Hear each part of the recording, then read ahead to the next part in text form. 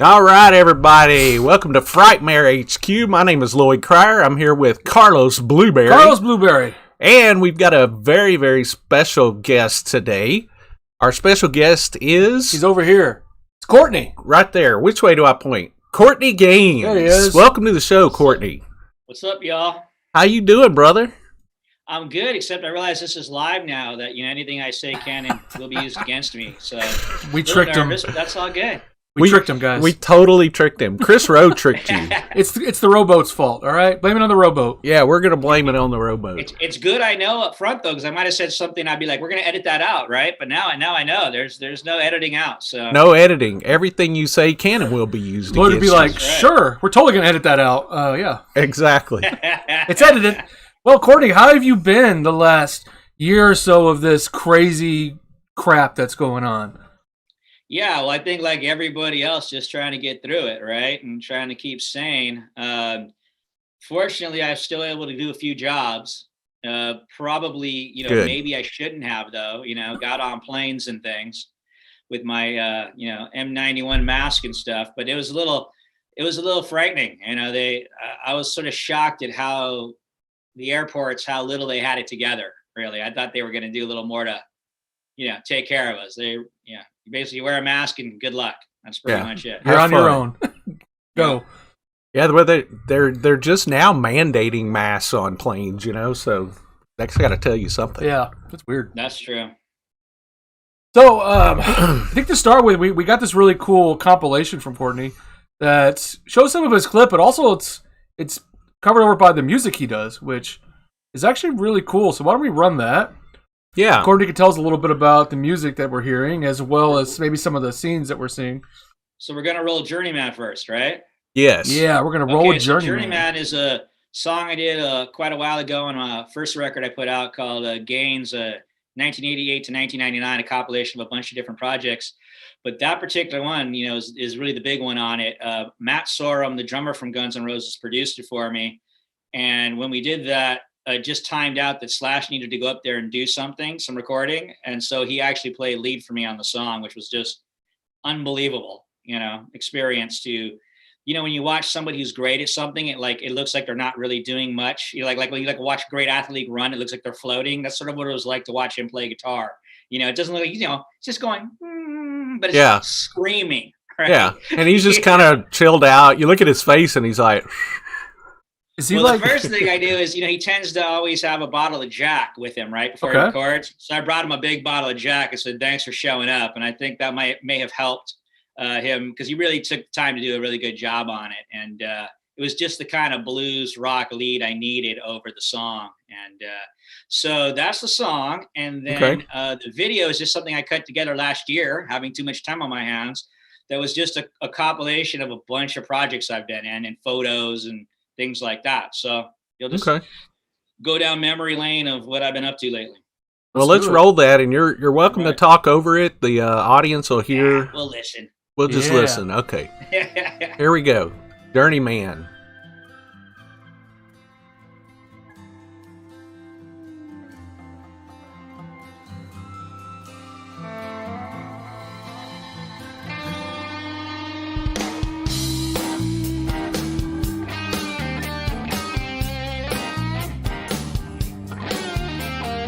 There he is. There's Malachi.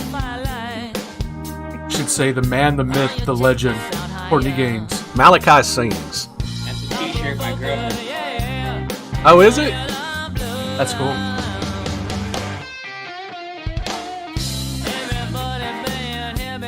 Now, this is you on lead, right? No, that's Slash. No, but lead vocals. Yes. Okay. It's good. I dig this. I dig this too.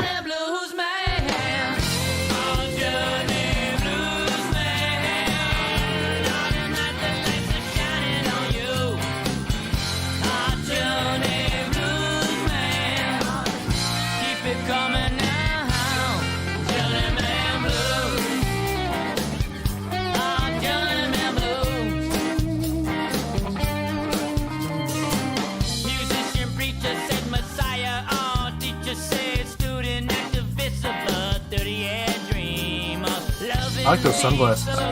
Those are great. I need those. Elvis.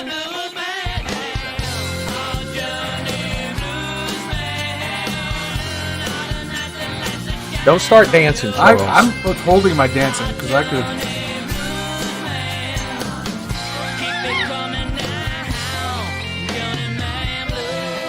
You want me to take my shirt off?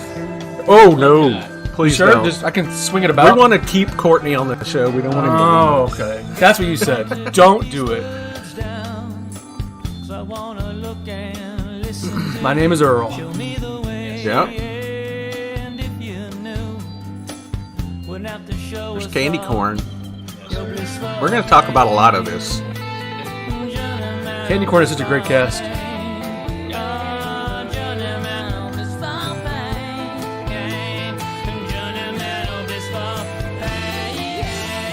What was that from? Oh, was it? Okay. History Channel.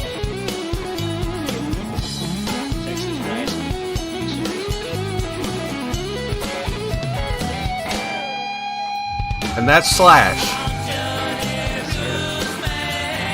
Amazing.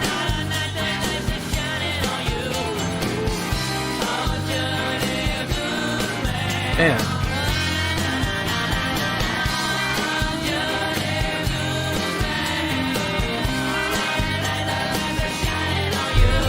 I'm digging this. I like this a lot. I do too. I'm embarrassed to say that I didn't know you had a band.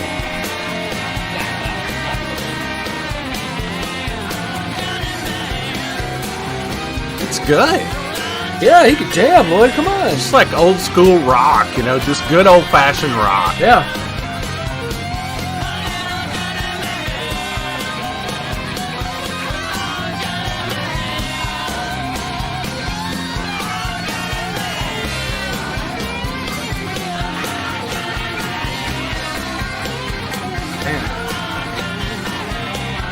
A lot of our viewers are digging this too. It looks like it. Yeah.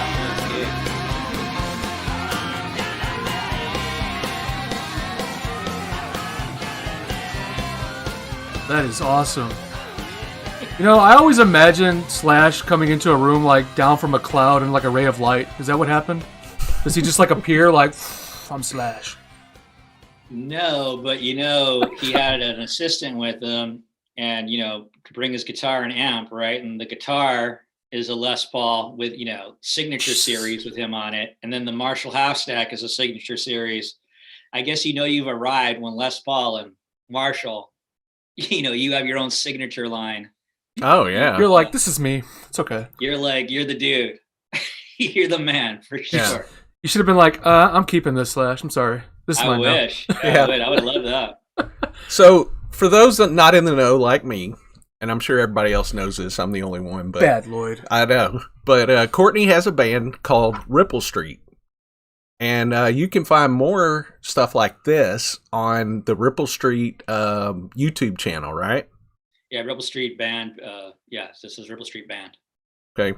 Gotcha. And then I think there's some on your YouTube channel as well, the Courtney Gains channel. Yeah, I have my own channel as well. And some of the videos are up on there as well, and other clips. So the new tune that you guys are rocking, recent release, right? A couple weeks back. Yeah, tell us about that. On the 19th, yeah. Okay. So it's called The Great Divide, and you know, the other thing, you know, what's been going on in a year is I've seen a lot of people go off the rails this last year with, you know, the politics. It was like a perfect storm between being home and a political year and all that, people started posting just crazy stuff, you know, and I didn't comment on anything, not, you know, even people I know, friends, I'm just not you know, in that level of social media where I want to be putting my political opinions in there. But after listening to it for a year, I felt like I wanted to say something, and the way I do it is I say it artistically. So we wrote a song called The Great Divide, just kind of showing how we're, you know, there's all these topics that we're pitted against each other on, you know, and yeah, and if we keep going that route, you know, it's not really good in the long run. Yeah, and true. What I like about it is what you said, is that it's non-partisan. You know, it's just your view on overall how everything's going. I'd like to think so. Some people we sent to it that we know are on the right didn't like it as much as other people, but that was the whole point. It was like, I've been listening to y'all for a year. Here's what I think. Take it or leave it. There you go. If I figure one person even snaps out of their crazy rhetoric, then that's good. Okay. Well, let's play this one as well, and so people can check it out. Yeah, and, this is good. I think I'm going to go full screen on this once it starts, so we can whole thing. Really get the whole thing. So let me see if I can fix that.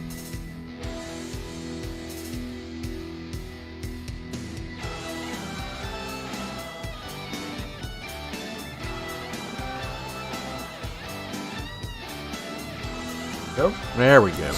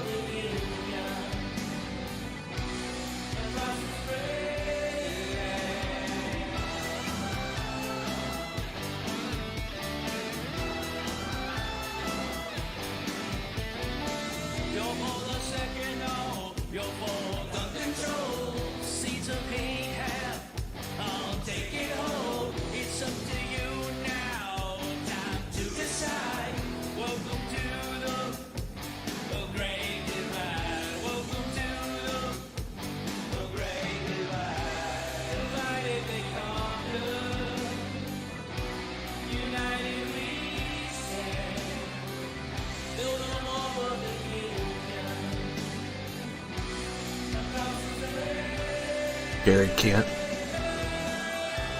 Gary.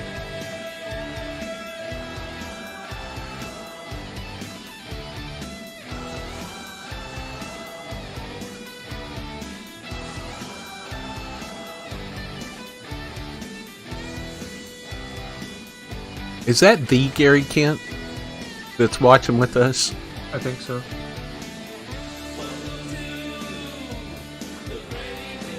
Gary Kent wants you to play a little on your guitar, Courtney. Be done. There's guitars right behind me. Could be done. There you go. Nice. All right. So that was The Great Divide. Is that available to download or on a music streaming? You can find it on Spotify and iTunes and Amazon and all that good stuff. But Fantastic. if you like it, subscribe to the video. That'd be helpful. Leave a comment. Even if you hated it, leave a comment. Definitely. Free speech is okay. I don't love hate speech, but I still think everybody has the right to express their opinion. Of course, absolutely. So, Courtney, I mean, you're such a fantastic talent. Did the music come later from acting, or would you always kind of love music as you were starting? It actually all started at the same time. It's just that acting was the one that took off, and acting was the one that I had more support behind me. Agents and managers and things. Really at 13 is when I started taking a professional workshop, and it's also when I started taking guitar lessons. So it really kind of all started at the same time. But I would say I'm a much more studied person as an actor. My approach to music has been, I didn't want to know too much, if that makes sense. Like, I wanted to discover things, and I also I feel like I play more by mood than by like technique. Like, oh, this is a bossa nova in 3/4. I didn't want to know that much. Gotcha. Yeah. So the approaches have been pretty opposite, and obviously one is done better than the other. But I think if I had said to myself, I'm going to make a living as a musician, I'm sure I would have approached it the same way I did as an actor, which was study many, many techniques so that I could go into a studio and read music and, do what you have to do to be able to make a living. But that was not my goal musically. It was just another form of expression that was very helpful for me in my life. I think between the acting classes and the being able to write songs when you're sad or this and that. I think it's the stuff that keeps you from going postal. I feel for people who have no creative outlet. For me, that's how I got through so much of my life, is having a place to express all that angst. Right. It's true. One of our viewers says, Jeanette Nolan said she loves your love song, How I Feel. Yes. So that whole record is a breakup album. That's basically that whole record is, I went through a bad breakup, and I had gotten approached by the bass player, my co-writer, Stephen Lee Adams, right around that time. And I was like, great opportunity to go play gigs and write songs and get all this stuff off my chest. And then we eventually put a record together. So yeah, if you listen to that record from that point of view, it's all just pissed off about the breakup. But again, like the Alanis Morissette, express it. Right. And sometimes that's the best music. Like I was bringing up Alanis Morissette, and that's what really, propelled her in her music career. Oh yeah, she channeled something that many, many women could relate to, and I think that's why it just absolutely exploded. She said what a lot of people felt, right? And I think that's is that not what an artist's job is? I think is to try to, in some way, articulate or express these things that we all feel, right? Right. I think you're doing that with this new song. I feel like that's how a lot of people are feeling. So it's definitely impactful.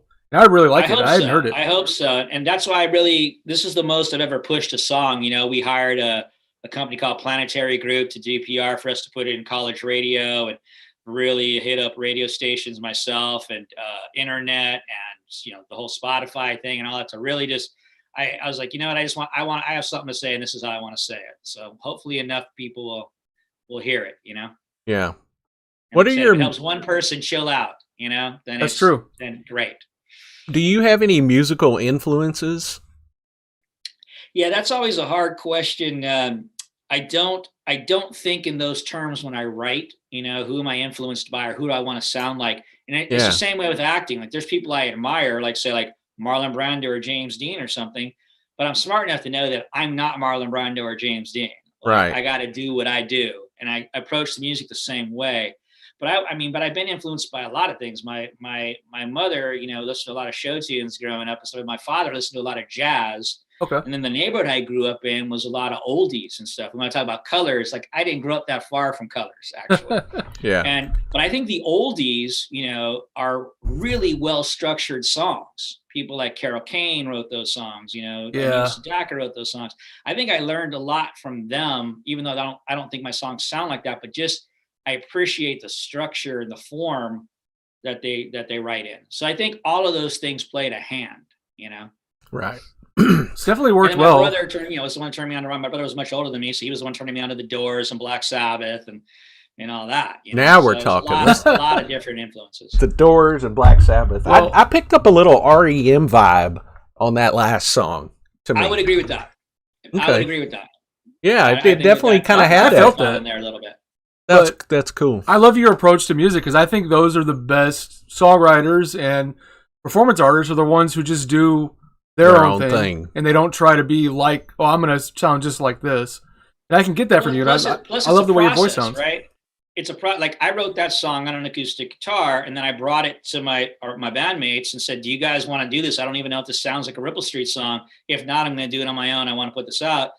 And Frankie Burgess, who did most of the producing and plays guitar on all of it, he brought a lot of influence into it too. So it started out as just something, skeleton, and he really helped flesh it out. So you have to be open to that whole creative process. And then if you feel like it's steering too far one way or the other, try to bring it back a little bit. But you have to respect everyone's contribution, I think, just like making a movie, So it's not just my way or the highway. I think my approach is always best idea wins. It doesn't matter who came up with it, So. Well, I have a question. If Malachi was a musician, oh God, what would Malachi? It looks like he's singing there. I think he's singing a punk song. No, he's singing death metal. Malachi's a death metal artist. Outlander. I think if I had wanted to capitalize on my success with Malachi, I think I would have formed a metal band, right? Yep. And called it Malachi. I'm just not a metal guy. It's just not where my heart is. But I think, Malachi would have been metal or punk, right? Or, somewhere in between. Like right there, that's definitely a punk. Or he's doing one of those Jim Morrison Primal Scream things. I hear like a death metal. I hear him going, exactly. Children of the Corn. Children of the Corn. Outlander. his stage. You could still do that. I'm just saying, you could still do that. You could have a band called Children of the Corn, and Malachi, right? and you could just actually a punk. I think there was actually a punk band called Malachi. I wouldn't doubt it. You could just dress like Malachi, and you could come out from like a field of corn stalks on the stage. Yep. And hello. Do very well. Probably do. I really wanted to cater to my market. That would be the way to go. I think you could kill it, man. Well, speaking of Children of the Corn was your very first feature film, right? That's correct. And did you work on that first, or I mean, it was the first one released, but in actual timeline, is that what? Yeah, it was my first feature. The only thing I had done before that was a commercial. And well, how did you end up looking so different? In Back to the Future, you look so young. You look so like it was made like years before. Look at that. Yeah. Well, the thing was back then, right? It was the 80s, and it was before the emancipation laws of people underage being able to work 8-hour days, right? So what they were looking for as teen cinema was blowing up in the 80s were actors who looked young, right? Who were 18 or even older, like John Franklin was actually a few years older than that, but he looked 12, right? Yeah, So that's the kind of actors they were looking for. And I had been studying in a professional workshop for about 5 years at that point with a guy named Virgil Fry, who was a working actor, and his daughter ended up becoming very famous, Soleil Moon Fry, Punky Brewster. Yeah. I was, so I had been working on, my craft seriously at that point. And everybody kept saying, when you turn 18, you're going to blow up. You're going to blow up. And I was like, I don't know. But I saw a lot of people around us getting work. And really, once I turned 18, for like 5-6 years, I just worked nonstop, because I believe it was the training was the edge and looking young. Those two things, it was right place, right time, all that makes a difference. Yeah. Yeah. It's just interesting because, I just feel like you look so much older in Children of the Corn. It's just so interesting to know. And I did play. Cut the hair makes a big difference, dude. It looks super young with hair. That's got to be it. That's got to be it. I mean, look at that. From that, you had Jim Morrison hair. Now that I look at it, you definitely that's did. One thing. I was rocking the long hair. I was definitely a rocker, and my agents would always tell me to cut my hair, and I was pretty arrogant, saying if they don't have enough imagination to know what I look like without a haircut, then I don't really want to work with them anyway. It's just a pretty cocky thing to say, but had I not kept the long hair, I don't think I would have gotten that role. I think that really helped. And then right after they did Hard Bodies, which was another Hard Bodies long hair, so it worked out for me. And I always just let my hair grow, my beard grow, and things. So you can always cut it, right? But you can't necessarily make it grow. So got a magnificent beard there, Courtney. Magnificent beard going. Yeah, well, you saw that one photo in the thing. I had the full-on COVID beard. Yeah, right? That's how long. How long it's been since I've been working. How long is the beard? But actually, that beard for the couple of the projects I did last year worked. So I was able to get some mileage out of that big beard. So that's nice.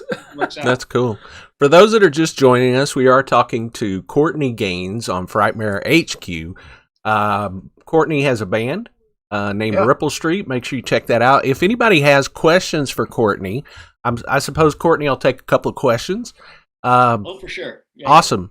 Yeah, if you want to go ahead and put them in the comments on Twitch or on YouTube, please feel free, and we'll try to get to as many as we can. Yeah, we'll do that. But let's go back to Children of the Corn for a second. Sure. This is the one everybody, do you think this is your most iconic role, or? Oh, without a doubt, yeah. I mean, certainly in horror for sure too. But yeah, I would say the word iconic. Yeah, I'd say it's the most iconic role for sure. Do you still get people who yell Outlander at you? It hasn't happened lately, but over the years, oh yeah. I don't know if you remember this, or they ask me to do it, which is like the one thing I won't do. It's just, you won't do that. What about Interloper? I can't do it justice. Is really the reason, to be honest. Like it would just sound stupid because it's like it's where that angst and anger is coming from that makes it sound so cool, What am I going to do this mass, it takes me a while to get hyped up like that. I can't do it at a snap of a finger. Oh yeah. In this picture, it looks like you have veins bulging on your head. Yeah. You were into it, man. Yeah, not only you can see me, but if you see my hand and her face, Linda Hamilton was a sweetheart, and she was like, "Don't worry about it, be rough." It was my first film, and I if you see my fingers are inside her cheek. I broke corpuscles in her face. Oh no! Next day she came and she was out, and I was like, I felt so bad. I learned a lesson. You have to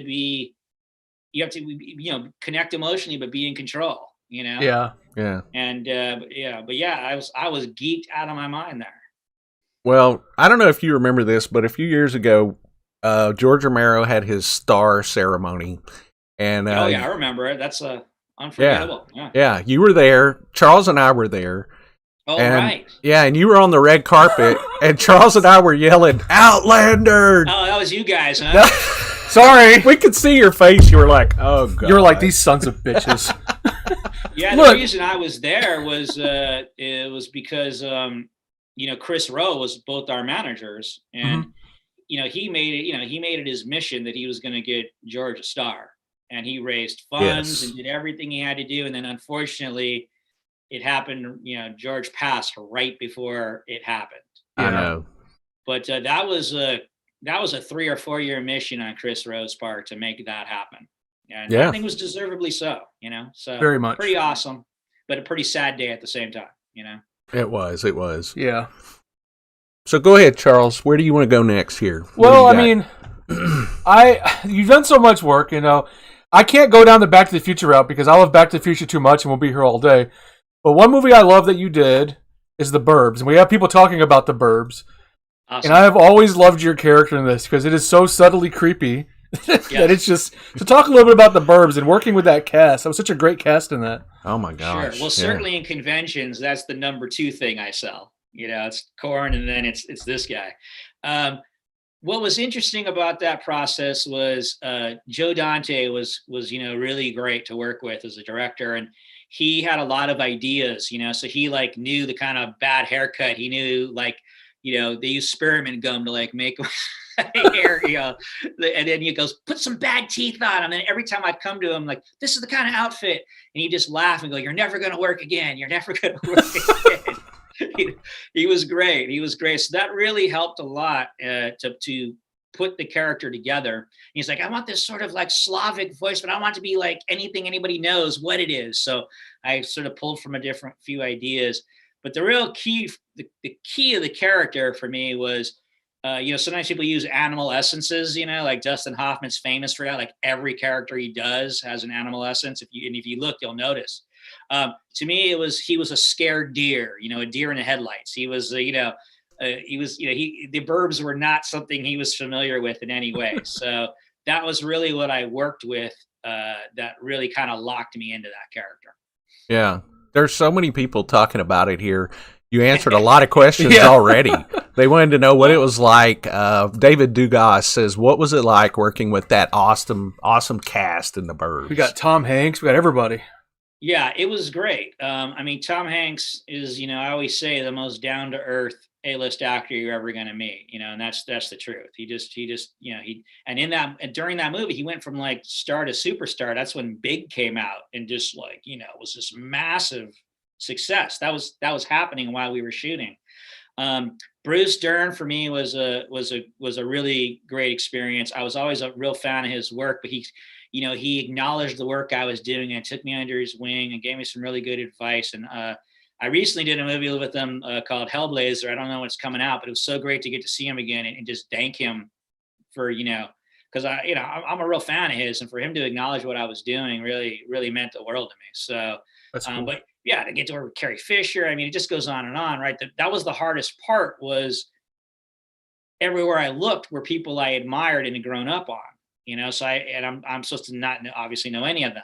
That was probably the most challenging thing, was to shake off my personal childhood history with them, and get that out of there, right? Because it was easy to sort of be starstruck everywhere you look. There they were, right? So, Was it a nervous feeling, or was it more just wow? Look where I'm at. I love these guys.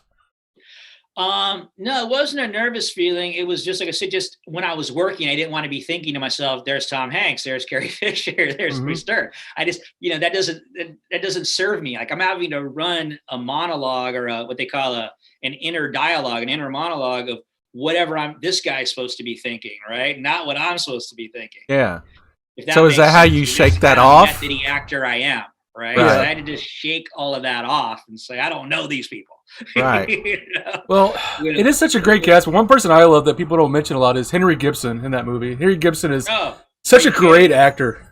And not only a great actor, but yeah, I mean, again, I watched him, from the time I was a kid and laugh into, to the Blues Brothers, which is just, one of the greatest movies ever, know? So it's like, no, I had huge admiration for him and loved working with him. And but everybody was just a stone cold pro. So everybody made it really easy, to work with, so it was a really great experience. I mean, it's, one of the great experiences of my career for sure. I definitely echo the love.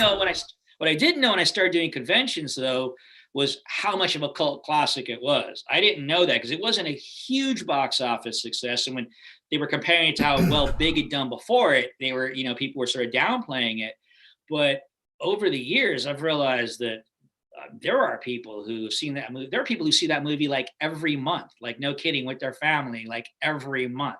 Are people who are like, when I'm depressed, that's the movie I watch to lift my spirits. And I was just like, that was one of the greatest things about doing conventions was learning that, the impact, the difference you make. And that a movie like that, it can lift, it's a comedy. It can lift people's spirits, is pretty powerful stuff. And you have so many great scenes, like when you pull the trash can out and start beating it, like you go full Malachi in that trash can. I'm like, oh my God. Yeah. And I don't even know where they were just like, bring it out there, smash it in there. And, I don't know, just that all happened. That's the magic of sometimes things just happen and it ended up being super creepy because of the anger of it that came out. Just from nowhere, you're like, why is he so mad? Exactly. I don't know. Yeah. Oh, that's great. What do you got, Lloyd? Travis Brown brings up Memphis Belle. He said, my dad is a Memphis Belle fan. And he also wants to know what it was like to work with that cast. Oh, yeah, Memphis Belle. Well, yeah, that was one of the most amazing experiences of my career and all those guys' careers. Whenever I see them, we're all like, yeah, we've been chasing that experience again for the rest of our lives, because it was such an amazing experience. That what was amazing at that time was that was the movie to get that year at that age range, and everybody knew it and everybody wanted in. I mean, everybody. And they chose who they chose. They could have had just a straight A-list cast. I mean, they really could have, but they didn't chose to go that route. So, I knew that this was a huge opportunity. And what I did in the audition was I came in and told them how much of an ensemble and team player I was. And I was part of one of the best ensemble theater companies in Los Angeles at the time called Friends and Artists Theater Ensemble, and how I had just come off doing a very difficult ensemble play. And the director later told me that had made an impact because he said in New York, everybody just wants to know about the script, and LA, everybody just wants to know what's in it for them. So to have an actor come and say, like, I'm a team player and I'm an ensemble guy, and I get that that's what this is. And then, fortunately for me, they were looking at Patrick Dempsey as well from Can't Buy Me Love.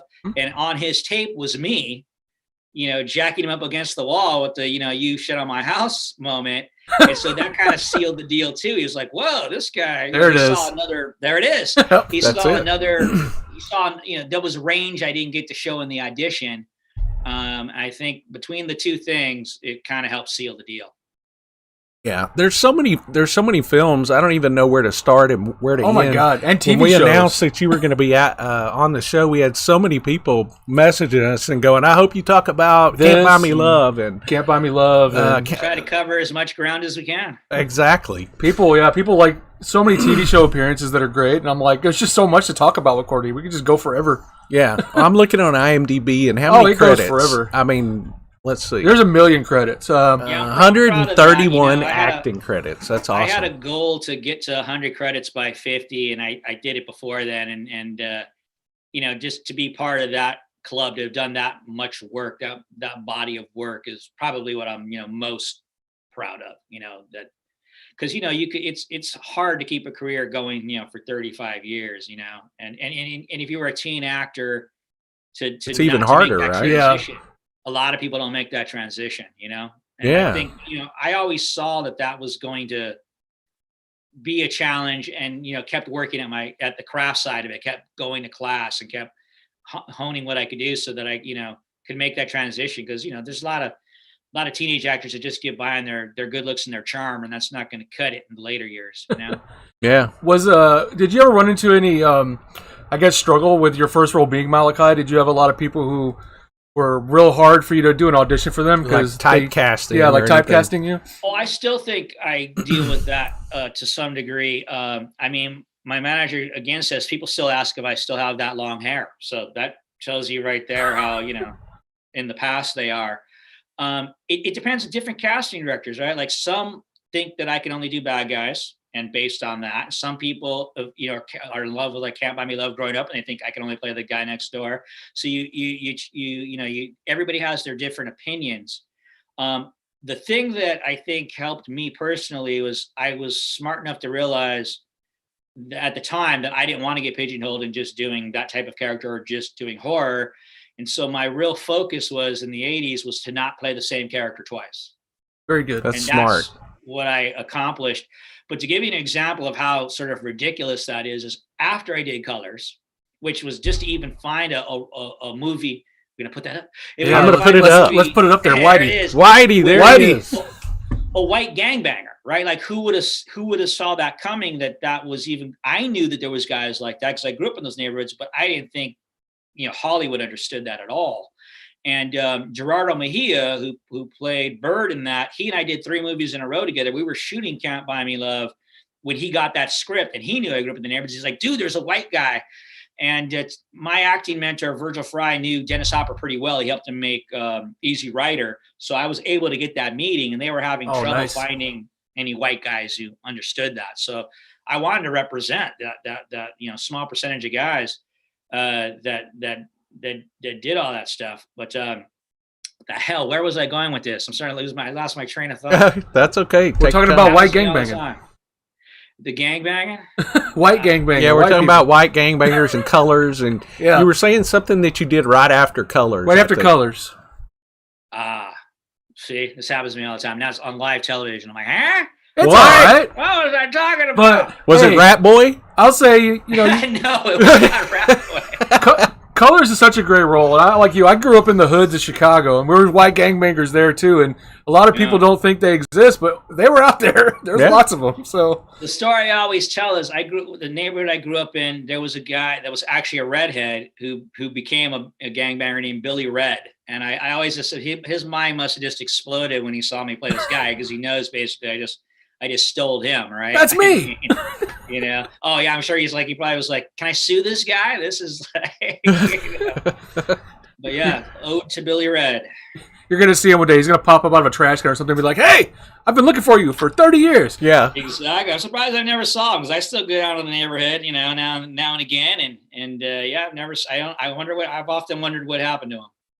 So maybe this will refresh your memory. I'm looking at Colors. We've got Vietnam War Story, Superboy, The Burbs, CBS Summer Playhouse, and Memphis Belle. And it keeps going on from there. I'm lost. It's gone. Remember what the lead in. It was something that I related to Colors, but I don't remember. Right. I definitely remember you in Seinfeld in the Smelly Car episode. That was a great experience. They do sitcoms are live, so you rehearse for a week and then you do them live, or basically live. I mean, you may tape again, but there's a live audience and all of that. And most of the time they used to just use 3 video camera kind of thing, but like they did it like Cheers with actual film and like 4 or 5 cameras. So it was really classy. And they always have a warm-up guy who tells jokes and stuff to keep the audience going. Jerry would do that himself. That's crazy. Wow. So it was just a different level of class on that show, So it was and to watch how they rehearsed, how each one of them did their thing was, they were all, real talented in their own right, in different ways that they did their comedy. That it was I loved watching the process with them. Yeah. Well, you've been there for a lot of history making film stuff. You know that film and television both. Seinfeld must have been. You must look back on that with super fond memories for Seinfeld. But it turns out the Smelly Car episode, even though mine's like the B plot, is one of the top rated ones of all time as far as in people's rankings of the show. So it is part of one of their better shows. Even how amazing is that to be able to even say you were a part of that? It's super amazing. Yeah. I even see a episode of Starman based on the John Carpenter movie. Yeah, right. Yeah, I played a lot of the work I was getting them playing bullies. Played a bully in a high school. Yeah, you do that well. I did colors. I did that. I did color. I'm telling you, I was rolling, man. I was working to the point where I probably was working in a way too much. Just bouncing back and forth the characters to the point where you're like, what am I doing? Who am I? I got a little lost there for a while. Yeah, if that makes sense. Mr. 80s 1224 on Twitch asks, Mr. 80s. Mr. 80s 1224. That's his screen name. He says he's talking about a good movie here, Lloyd. Go with that one. I like this movie. I did too. He said, what was it like to work with Talia Shire in The Landlady in 1998 and appear in the Snake film direct-to-video called King Cobra? I've seen it a long time ago, but I didn't remember seeing you in it. I was in it. I was in King Cobra. I was in more or less the beginning, the first act. I played the scientist who were experimenting, who injected himself with like the serum and was getting crazy high and stuff, and he basically not running the test properly caused the explosion, which caused the snake. So those were guys named Scott and David Hillenbrand. There's two brothers who direct movies together. I also did a movie with them called Dorm Days that I actually helped produce as well. They've done two more since then. They're talking about doing a fourth, which they're talking about bringing me back. So we'll see if that happens. That was being talked about last year before everything hit the fan. Right. So, King Cobra had such a great cast too, though. I mean, Hoyt Axton was in that. Yeah. Pat Morati was in it. There was a lot of great people. I just did a couple. I worked for like a day or two on it in a lab thing, so I didn't really get to hang out with anybody. I had just come off some other project, I think The Killing Grounds, and I had known those guys to another friend of mine, and they just said, "Hey, you want to do this?" And I was like, "Sure." I was like, I think it was like in December. I remember it was like toward the end of a year. It was just like wrapping up the year and did the gig. And what was the other one? The other one was Landlady. Talia Shire thing. Yeah. Yeah, again, just a day or two on it, playing another crazy, and she was very nice. All I can say is she was very nice.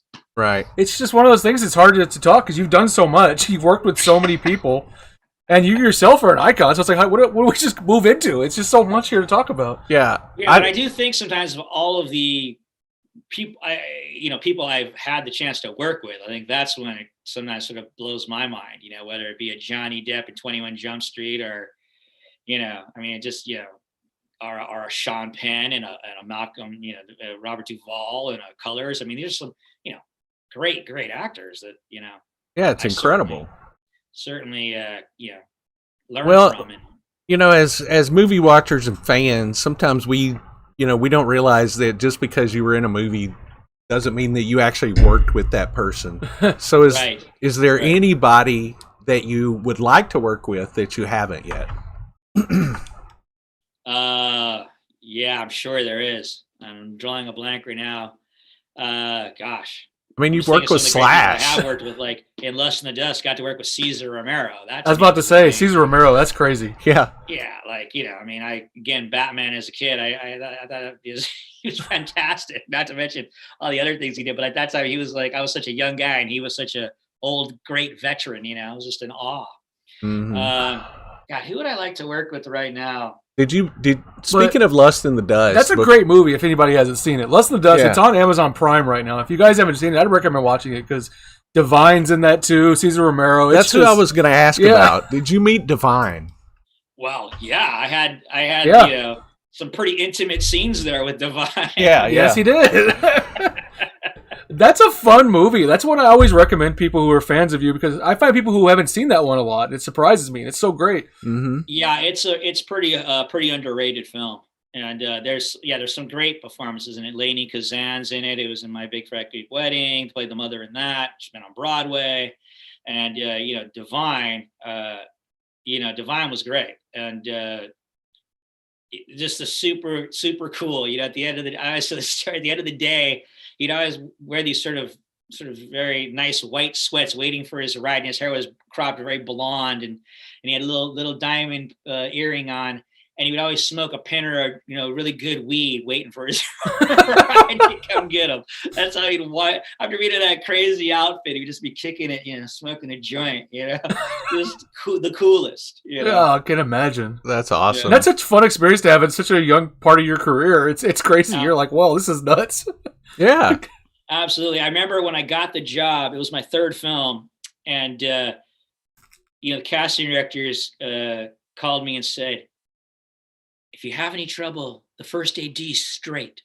And I was just like, what? And then I didn't really know much about Divine, and I got on the set the first day just to get there and say hello. And then I saw Divine all in the full-on drag, and she was like supposed to be riding a horse with a whip going, yeah, and I was like, what have I gotten myself into? You're like, oh my. But it turned out to be completely great, and everybody was, great to work with. But that was, I think them saying that scared me, a lot. When you started hearing about pink flamingos and things like that, I was like, I don't know what I've gotten myself into. What have I done here? Divine was 6'2". That is a big, big person. Yeah. 6'2". Sadly, Divine passed away a few years after that too. But just again though, really just as much as this character that Divine creates was, a stone cold pro. Had to do all these show tune songs and things, and they'd have to dab it out. He was sweating, on the hair, the wig, and all that stuff. But take after take, just killing it. Nailing it. I'm trying to think the other actor I got to work on there that I really, really liked a lot. Great character actor. I know in Lust in the Dust. Tab Hunter was in that. Yeah, Tab Hunter. No, Tab Hunter's great. Tab Hunter was a leading man. Tab Hunter helped produce that movie. Jeffrey Lewis. Jeffrey Lewis, probably. Well, Jeffrey Lewis, was fantastic, right? I would be watching takes and having to bite my lip not to laugh. I bet. So funny. Keep going though. You're looking at the list. Yeah, I'm looking at the list. So we got Henry Silva. Bernardo. Who played Bernardo? It's Henry Silva. Henry Silva, man. Yeah. You remember any great films Henry Silva was in? Oh yeah. He's in one of my favorite movies, The Manchurian Candidate. Oh yeah, yep. Yeah, the original Manchurian Candidate. Yeah. And he always had that crazy, evil look. He's always like, hey. He always played crazy and stuff. But it's funny. I'm just this little rookie guy, and he's has a resume an arm long, and they wanted him to say something sort of mean to Divine, and he's like, what would I say? And I was like, call her a pinche puta. Oh God! And he liked it, and it's he used it, and it's stuck in the movie. And I'm thinking to myself, how is this guy who's so established asking some little kid his thoughts, and then goes with it? Doesn't he's like puta. I like that. Yeah, it was great.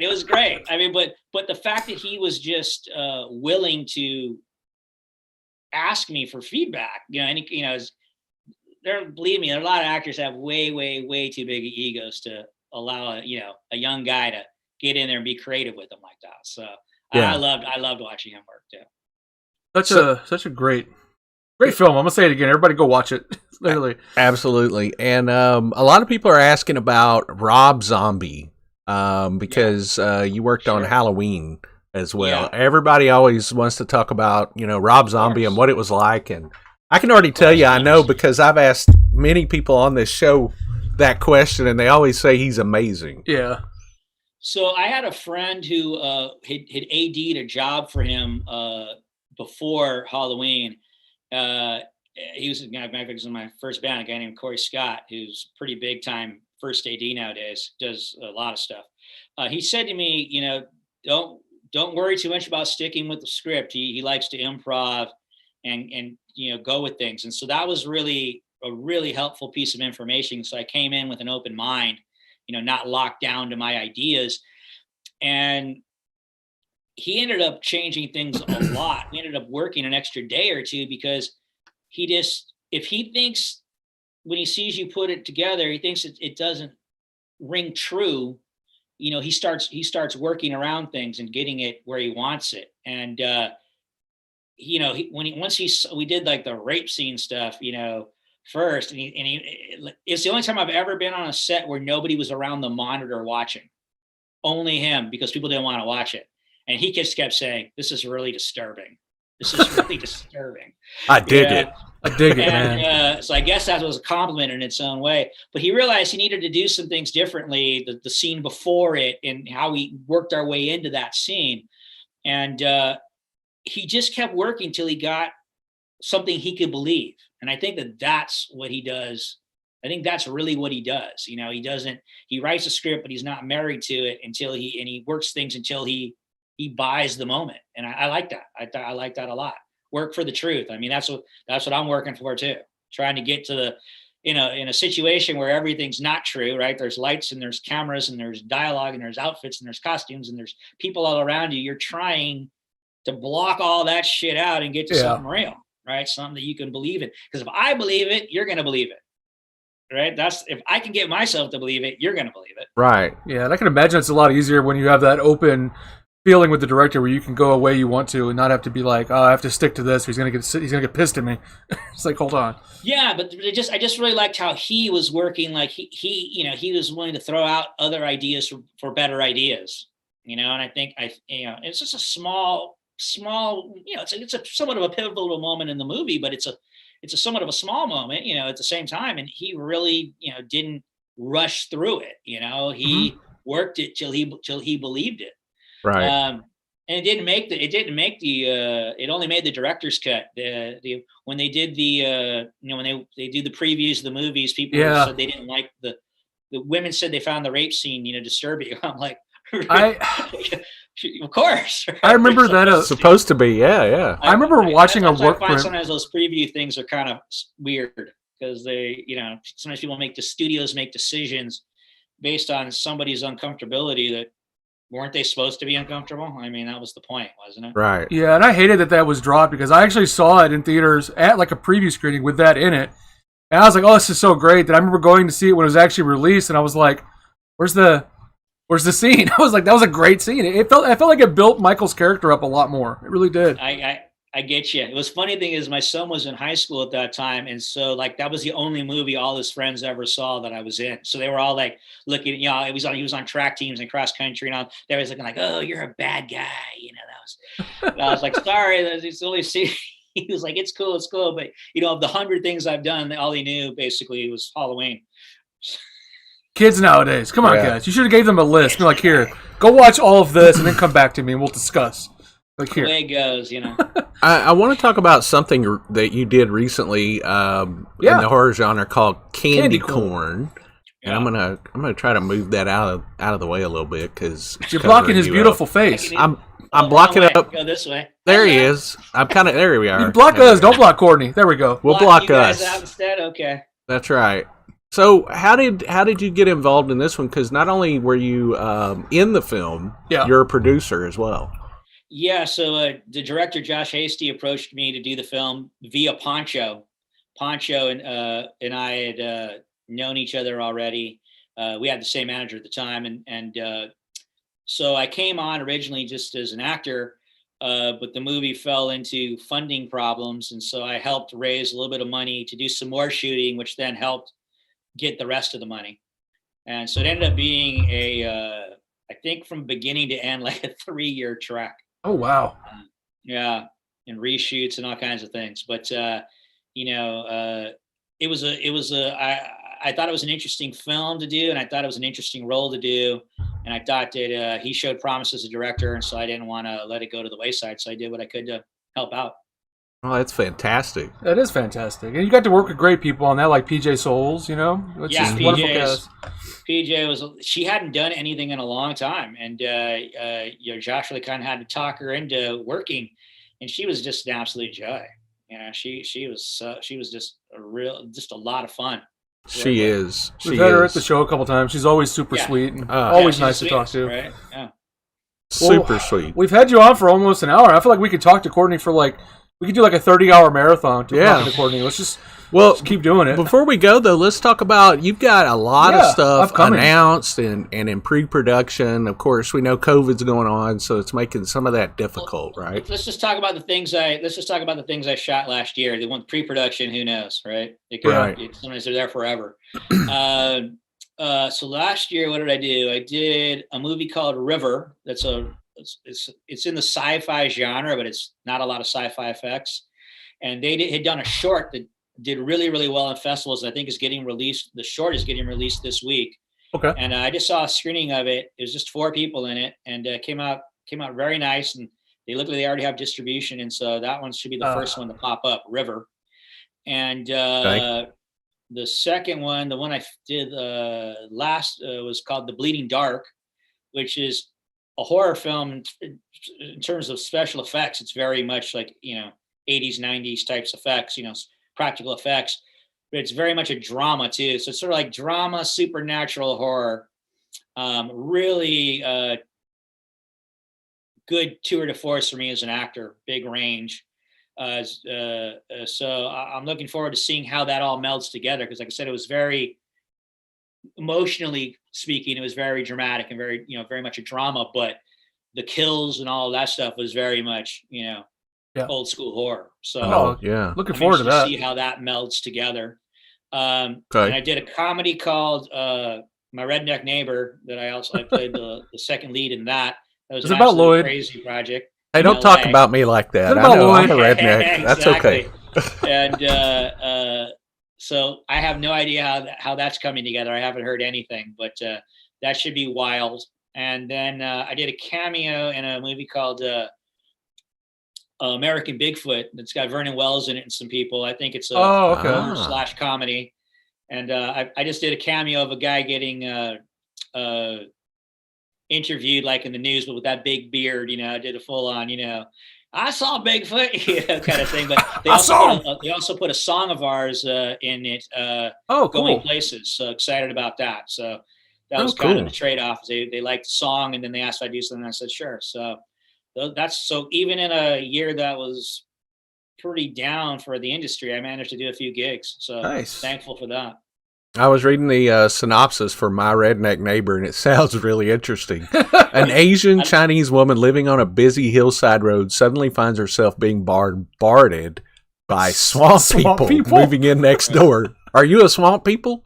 I'm redneck, whatever you want to call it. So, are you a swamp people? This is her second. She's already done one with this character called Rice Girl. Oh God! And this is the second, and then she's talking about doing a third. So we'll see if that happens, I guess, based on how well this one does, I guess.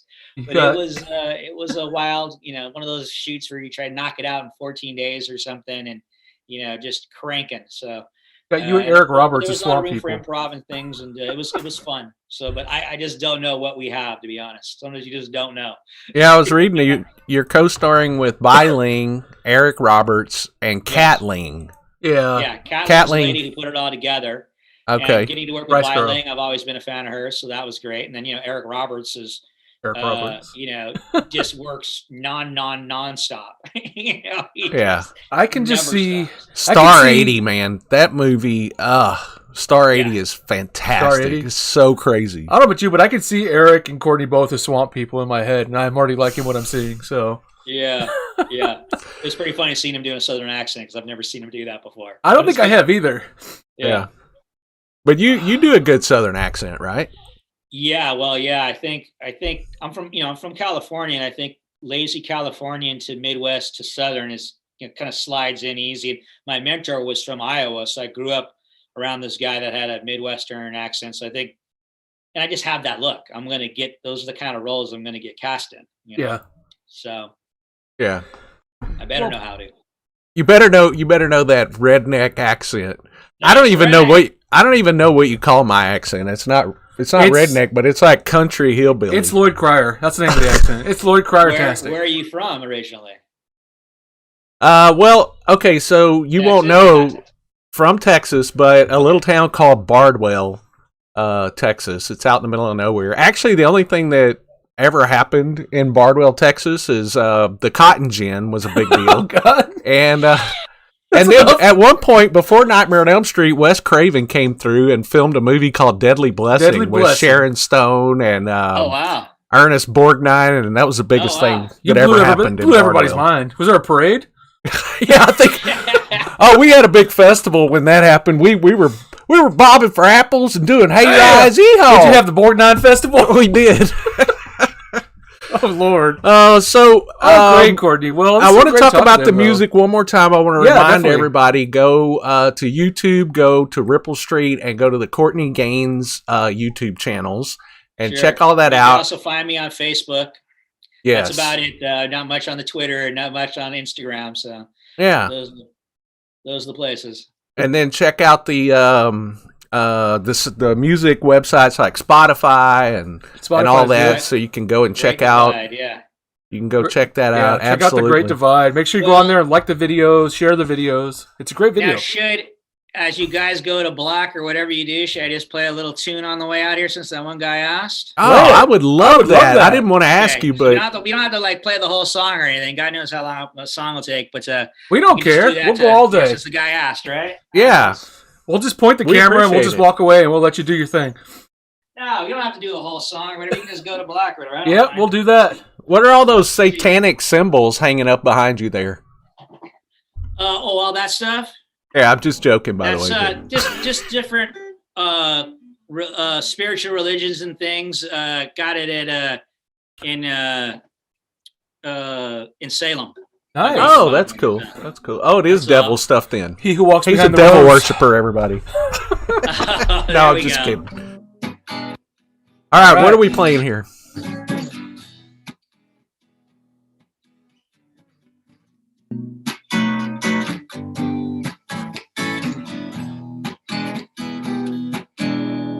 Got to let it all ride. Got to let it slide, slide, slide. Changing time. Well, you know I've been so blind. Felt it coming on, oh yeah, we'll right and wrong. Said, baby, gone on load, well, I can't deny. Baby, gone, well, she long gone, yeah. Had to leave. Said she got to be free, yeah, right. Felt it coming on, yeah, we'll right and wrong. Said, baby, gone on load, well, I can't deny.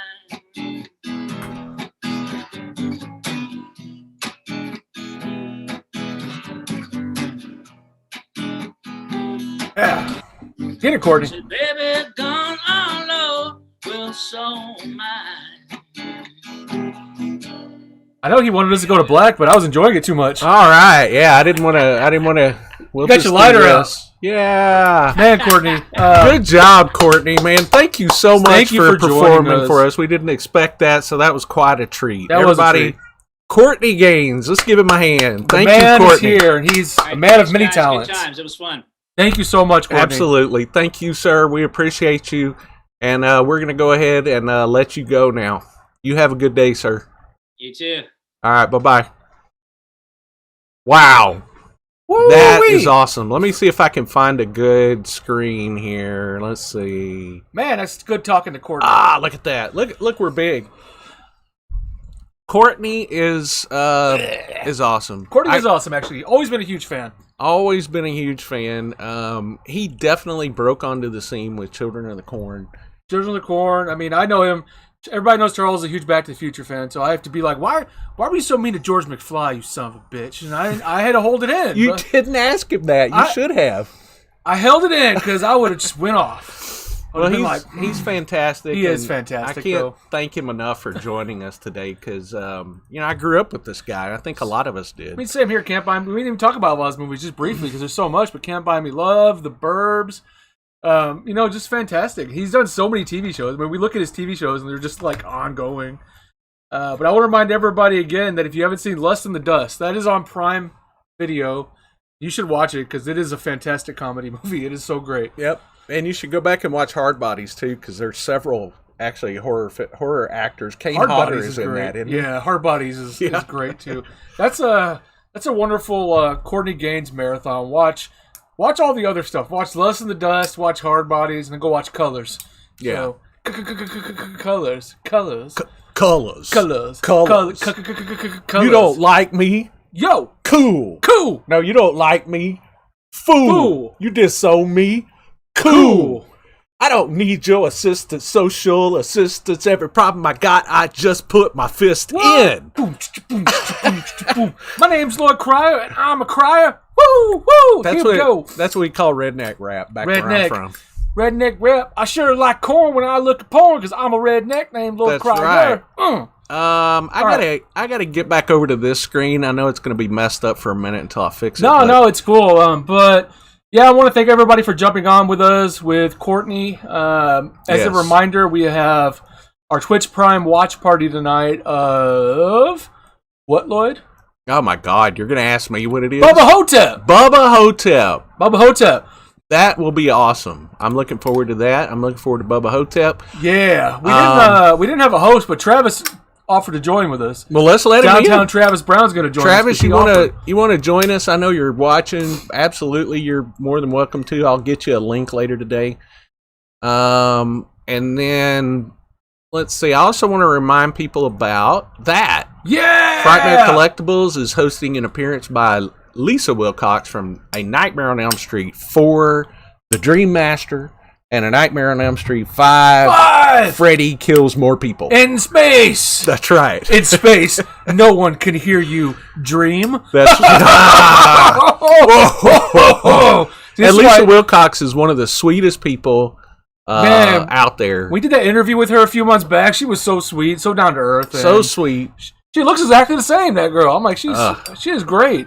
Gorgeous. So don't forget about that. Everybody sign up and check that out. Come and see us. Yeah, Lloyd will be here signing autographs too. Lloyd charges $150 a signature. That's right. He only signs pictures of himself from Frightmare HQ. He cuts me out of the photo. It's just him. Exactly. Well, I noticed we picked up a lot of people as we were streaming. So if you missed it, make sure you go back and watch it. And we've already got 7 people thumbs upping this video. You guys got to thumbs us up. Yeah, we got a lot of people on YouTube. Get down there and hit that thumbs. And then if you can, once we're done, jump over and on the video, make comments on the video. That helps us a lot.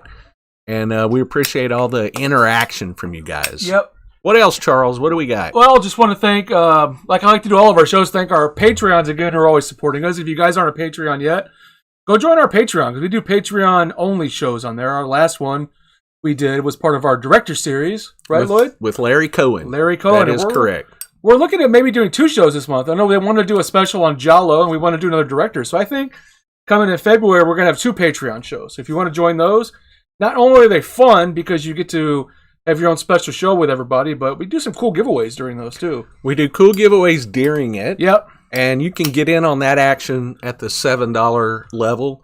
So all you got to do, $7. You can watch all of our videos that are exclusive to Patreons. Yep.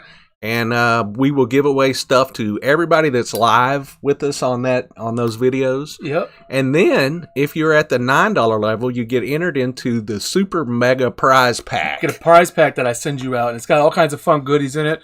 Got nudie pictures of Lloyd. I got used candy bar wrappers in there. All kinds of good stuff. No, it's actually a fun box. It is a great box. Charles does a great job putting those together. It's got toys, sometimes movies, action figures. Movies. Whatever I find that seems cool, I like putting those together for you guys. Absolutely. So. And those are of immense value.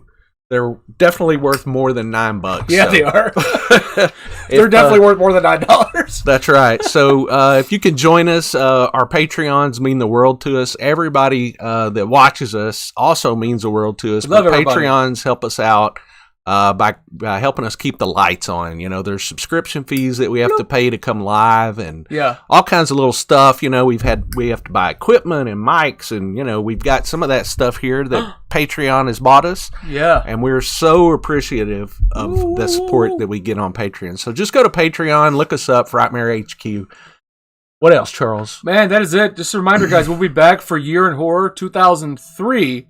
And that will be on Thursday again. Because Lloyd doesn't like Wednesdays. I've been having trouble with Wednesdays. I will be out of town this Wednesday, but I will be back Thursday. I was going to, Travis Brown says that it is mint slip. Guys, welcome to Mint Slip. Mint slip value. Mint slip value at that Patreon $9 level is a mint slip value. That's right. So tune in. Check us out there. What I was going to say is Wednesday I will be out of town. I was thinking that I could have made it home in time. No, we don't need to do that. But I don't want to rush and be like, oh shit, I'm running late and all that stuff. So we're just going to do it Thursday. And then hopefully we'll get back to Wednesday because a lot of people like it on that night. What's somebody saying never got their copy of... Your copy of Screaming Skulls in the mail. I don't know how to tell you. I don't control the mail. Send us I don't know, check the tracking number or something. Yeah, I got tracking on all that, so I'll check it. That's been sent though. Yeah. Well, you guys got to remember, mail takes a while. It's been taking a while lately. We're watching Bubba Hotep tonight. Travis Brown is going to join us as our co-host. Join us. That's at 7 p.m. Central Time tonight. So we'll see y'all then. Anything else, Charlie? That is it for now. That's it. All right, guys. We're going to go. Boom. Peace out. We're going to let y'all go, and we're going to see you very soon. Remember, watch Colors. Colors. All right. Have a good one. We'll see y'all tonight. Bye-bye.